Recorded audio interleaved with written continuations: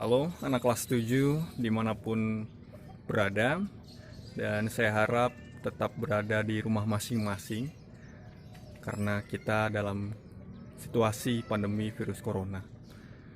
Jadi tetap bantu orang tuanya, tetap rajin beribadah, berdoa di rumah masing-masing supaya Tuhan selalu menolong dan menyertai kita.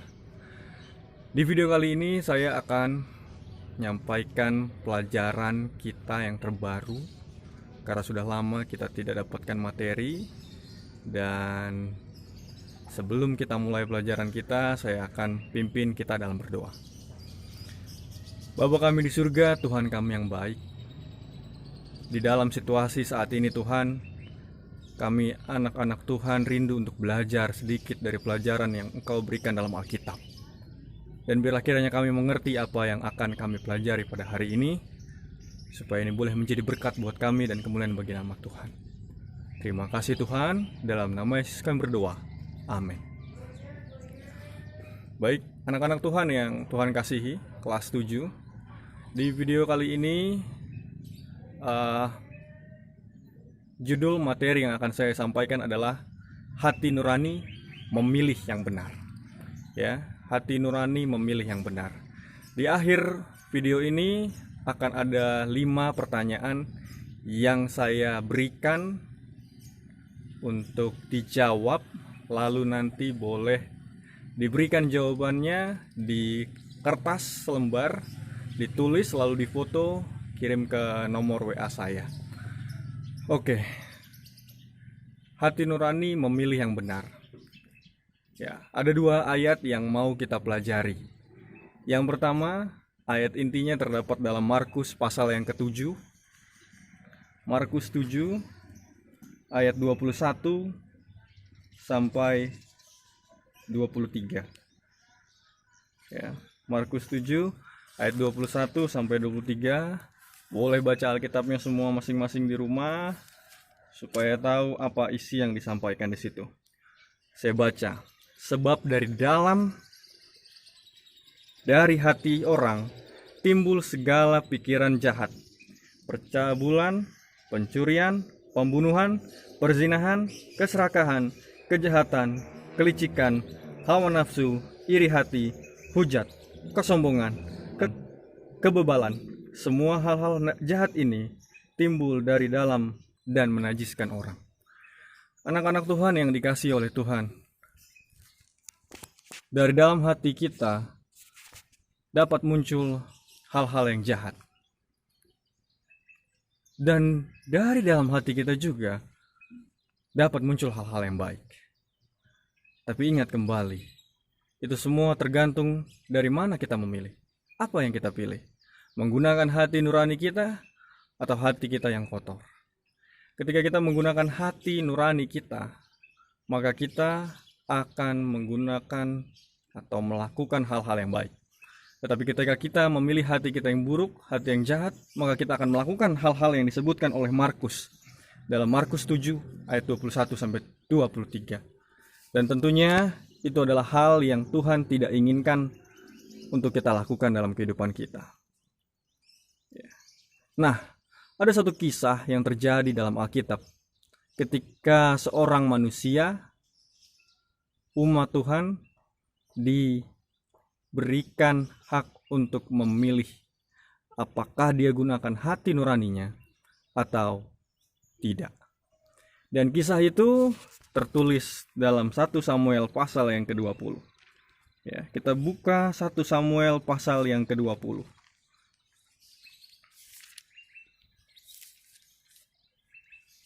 Situ kita bisa membaca judul perikop yang dituliskan oleh kitab Samuel adalah perjanjian antara Daud dan Yonatan. Anak-anak Tuhan yang dikasihi oleh Tuhan, kalian bisa baca nanti masing-masing di rumah untuk 1 Samuel pasal yang ke-20. Ya. Dan saya rindu untuk kita memperhatikan bagaimana jalan cerita yang dialami oleh Daud dan Yonatan. Nah, supaya ringkas, maka akan saya ceritakan bagaimana mereka di dalam kisah ini. Ya. Tentunya Yonatan dan Daud adalah sepasang sahabat yang bersahabat padahal memiliki gelar, memiliki latar belakang yang berbeda. Daud adalah anak seorang gembala, anak rakyat jelata, sedangkan Yonatan adalah seorang raja, anak seorang raja. Dia adalah seorang pangeran yang suatu hari akan menjadi raja. Tetapi semua cerita itu diwarnai dengan Saul, ayah dari Yonatan yang tidak menyukai Daud. Saul sangat-sangat membenci Daud. Kenapa dia membenci Daud? Karena ternyata orang-orang Israel pernah menyanyikan satu lagu yang memuji-muji Daud, mengatakan bahwa Saul mengalahkan beribu-ribu orang, tetapi Daud mengalahkan berlaksa-laksa. Itu terjadi saat Daud berhasil mengalahkan Goliat, dan itu membuat perempuan-perempuan bernyanyi bahwa Daud mengalahkan berlaksa-laksa. Tentunya bagi seorang seperti Saul itu adalah menjadi sebuah masalah, karena Saul iri terhadap Daud. Ya. Oleh sebab itu, akhirnya Saul mengejar-ngejar Daud untuk membunuh Daud. Dia tidak suka dengan kehadiran Daud. Di dalam ayat ini kita diceritakan juga, meskipun Yonatan adalah anak dari Saul, tapi dia menyayangi Daud sebagai sahabatnya. Oleh sebab itu tidak ingin agar Saul membunuh Daud. Dia berusaha melindungi Daud. Kalau kita perhatikan baik-baik, sebenarnya Yonatan itu suatu hari akan menjadi raja. Berdasarkan silsilah Israel, semua raja-raja itu sebenarnya seharusnya berdasarkan keturunan. Ya, sama seperti yang ada di daerah lainnya. Ya, di Indonesia mungkin ya, raja selalu digantikan oleh anak-anaknya. Seperti itulah juga Yonatan dengan Saul. Tetapi saat itu Tuhan malah memilih Daud untuk menjadi raja. Dan seharusnya kalau Yonatan memikirkan jabatan, maka Yonatan akan membunuh Daud juga. Kalau dia memikirkan jabatan atau memikirkan ingin menjadi raja. Tetapi bagi Yonatan, menjadi raja tidak penting. Yang lebih penting adalah Daud, sahabatnya. Hati nuraninya terbuka. Yonatan punya hati nurani. Meskipun dihadapkan dengan pilihan mau jadi raja atau mau pilih Daud, ternyata dia malah lebih memilih Daud. Dan ini belum tentu tergerak juga dalam hati kita ketika kita dihadapkan dengan pilihan. Ya, mungkin pilihan-pilihan lainnya dalam hati kita seperti misalnya ada uang jatuh di jalanan, ya, di kelas, lalu kita melihat wah lumayan 5.000 untuk beli donat 2 sama es 1. Hati nurani kita tentunya tergerak, ya.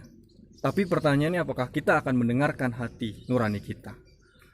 Kalau orang yang menggunakan hati nurani, maka dia akan datang kepada guru lalu sampaikan, ini uang siapa?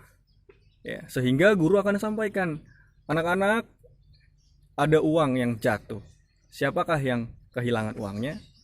Atau mungkin pilihan yang lainnya, ketika kita melihat kelas kosong, guru tidak ada di kelas, apakah kita menjadi senang lalu meninggalkan kelas pergi ke kantin, ya, atau mungkin membuat kelas menjadi gaduh atau ribut?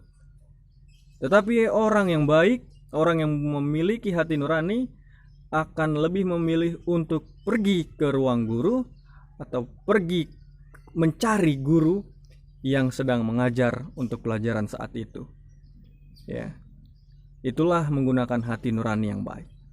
Atau mungkin ketika mama kalian sedang sakit, ya, lalu pekerjaan di rumah sedang menumpuk, cuci piring masih banyak yang kotor, rumah masih kotor belum tersapu. Apakah kalian berleha-leha dengan bermain HP, ya, atau malah keluar dari rumah? Tetapi sebagai anak yang baik, orang yang menggunakan hati nurani, ketika orang tua sedang sakit atau bahkan tidak sakit sekalipun, akan menjadi anak yang suka membantu dan menolong orang tua. Seperti itulah Daud dan Yonatan. Yonatan memilih menggunakan hati nuraninya. Sehingga di pasal ini, di pasal 20, 1 Samuel 20, kita melihat Yonatan berusaha sekali untuk melindungi Daud. Ketika Saul sedang mencari Daud, dia kasih tanda, ya, dengan anak panah, supaya Daud tahu apakah dia hendak dibunuh. Intinya adalah, anak-anak Tuhan, gunakanlah hati nurani kita untuk memilih hal yang baik, bahkan meskipun dihadapkan dengan pilihan-pilihan yang sulit dalam kehidupan kita. Ya, itulah materi pelajaran kita untuk bab ini, hati nurani memilih yang benar. Nah, ada 5 pertanyaan yang kalian harus jawab, dan boleh melihat ke Alkitab, boleh juga mengulang video ini. Ya, boleh memilih ke Alkitab, boleh membaca ke Alkitab, dan boleh melihat video ini. Pertanyaan yang pertama adalah, apa judul pelajaran yang kita pelajari hari ini? Ya, saya ulangi. Apa judul pelajaran yang kita pelajari hari ini? Pertanyaan yang kedua adalah, di dalam ayat manakah dikatakan bahwa manusia memiliki hati yang buruk? Ya. Itu pertanyaan yang kedua. Di dalam ayat mana tertulis bahwa manusia memiliki hati yang buruk? Pertanyaan yang ketiga, sebutkan kenapa Saul begitu iri kepada Daud. Nomor 3, sebutkan kenapa Saul begitu iri kepada Daud. Yang keempat, pilihan apa yang dihadapi oleh Yonatan? Yang keempat, pilihan apa yang dihadapi oleh Yonatan? Dan yang kelima, ya, sebutkan pilihan-pilihan yang kamu lakukan di rumah ketika dihadapkan dengan pilihan hati nurani. Ya, sebutkan pilihan-pilihan apa yang kamu lakukan ketika kamu dihadapkan dengan pilihan hati nurani.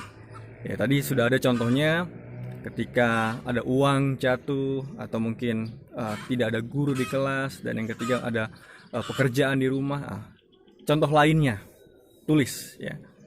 Ya, satu saja cukup, ya.